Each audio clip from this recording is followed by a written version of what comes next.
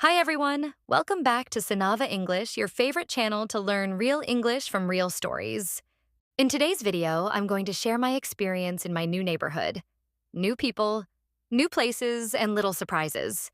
And while enjoying the story, you'll also learn simple English words and phrases to talk about your own neighborhood. Hi, I'm Lily. I'm 22 years old and I just moved to a new city for college. I got into a master's program for psychology, and I'm super excited but also nervous. I rented a tiny house near campus. It's small, yellow, and honestly, kind of cute. On my first morning, I stood in the middle of my new living room with 10 boxes, a microwave, and one pink suitcase. I had no bed, no couch, not even a spoon. But I told myself, this is my new adventure. I'm a strong, independent woman. I can do this. Then I opened a box of instant noodles and realized I had no pot to cook it. Great start. So I went outside to find a store. That's when I saw my neighbors. First, there was a tall man walking a very tiny dog. Then an old lady watering her roses. I smiled at both of them.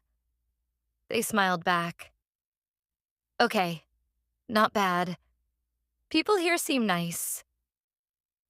I walked a few blocks, bought a pan, a spoon, and some instant coffee. By the time I came back, something was sitting on my porch. A plate of cookies, with a note. Welcome to the neighborhood. Auntie Rose, next door. Cookies from a stranger? Yes, please. I took a bite. It was magic. I ran next door to say thanks. I knocked on the white door. It opened slowly. A soft voice said, "Come in, sweetheart." Inside was Auntie Rose, maybe in her 70s, with purple glasses and a long floral dress. She smiled and gave me a warm hug. Then I saw them 5 cats. One was on the sofa, one on the bookshelf, one in the fruit bowl. "Do they have names?" I asked. "Oh, yes," she said. "This is Charles, Princess Fluffy, Mr. Whiskers, Luna, and Gary." Gary hissed at me. "Gary doesn't like new people," she whispered. Then she gave me more cookies and a cup of peach tea. We talked for an hour. She used to be a ballet dancer. Now she teaches yoga in her backyard. "Come join us on Saturdays," she said. "We stretch and talk about life." I promised I would. As I left her house, Charles the cat followed me home. He just moved in. Now I had a roommate. The next day, my sink broke. Water everywhere. I panicked and Googled how to fix a sink with zero skills. That's when I heard a knock. Outside stood a man in overalls holding a wrench. "You must be the new girl. I'm Joe. I fix things." Apparently, Auntie Rose had already told him. He came in and fixed my sink in 5 minutes.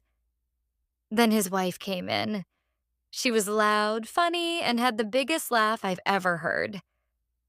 "I'm Maggie.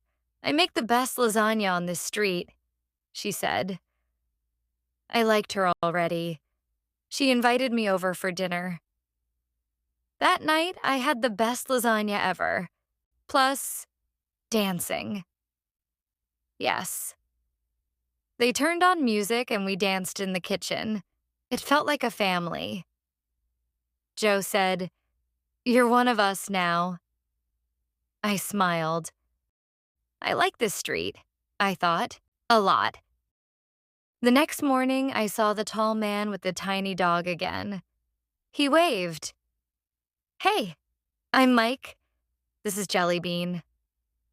The dog barked once, then sneezed. I laughed. "She's dramatic." Mike laughed too. "Yeah, She's a diva. We talked while Jelly Bean sniffed every single leaf. Mike is an artist. He paints buildings and pets, mostly cats, he said, with serious eyes. Then he whispered, I think Auntie Rose's cat Gary is judging me. I whispered back, he judges everyone. We laughed like old friends. Then Mike told me a secret. I give free art lessons at the park every Sunday. No way, I love art. Come join us. He smiled. I said I would. After 1 week, I decided to invite my neighbors over for pizza. I wanted to say thank you. So I texted Auntie Rose, Joe, Maggie, Mike, and somehow also invited 3 more people I didn't even know. I bought 10 frozen pizzas. I only had 1 tiny oven. Uh-oh. First pizza, burned. Second pizza, half frozen. Third pizza, dropped on the floor. I almost cried. That's when Maggie walked in. Oh, honey, no. Step aside. In 30 minutes, my kitchen smelled like a restaurant. Everyone brought something. Auntie Rose brought a blueberry pie. Mike brought lemonade. Joe fixed my broken fan. Charles the cat sat in the middle of the table like a king. We all laughed, ate too much, and shared funny stories. I told them how I once wore my shirt backwards to class and didn't notice for 5 hours. Maggie said, "You'll fit in here just fine." Saturday morning, I woke up early for Auntie Rose's yoga class. Her backyard had soft grass, hanging lights, and, yes, cats stretching everywhere. We did simple poses. I tried to balance, but I fell. 3 times. Everyone laughed. Then Auntie Rose said, falling is part of learning, even in life.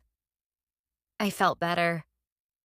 After yoga, we drank herbal tea and talked about dreams, mistakes, and funny memories. Then she said something I'll never forget. Lily, we're all just trying to find our people. I think you found yours. I smiled. I really had. A few days later, it rained. Like, really rained. Heavy drops, loud thunder. I was stuck inside with no umbrella, and the power went out. I lit a candle and started reading. Then, knock knock. It was Mike. He held a big flashlight and a bag. Got bored. Brought snacks. He smiled. We sat on the floor, ate popcorn, and drew silly cartoons by candlelight. Later, Auntie Rose texted, "Are you okay? I made soup. Come over." Then Maggie called, "Want to play cards in candlelight?" I felt warm, even with no electricity. It's been 1 month now. I have a bed, a couch, and even a blender. But more importantly, I have people. Auntie Rose still gives me cookies every Tuesday. Mike and I go for walks with Jelly Bean. Joe fixed my heater. Maggie taught me how to cook pasta without burning it. Charles the cat still lives with me. Every morning, I wake up and smile because this isn't just my house. It's my home, and this isn't just a neighborhood. It's my community. And that was the most important lesson of all. Don't forget to like, share, and subscribe to Sonava English for more real-life English lessons. See you in the next story. Until then, keep practicing, keep growing, keep smiling. Bye, friends.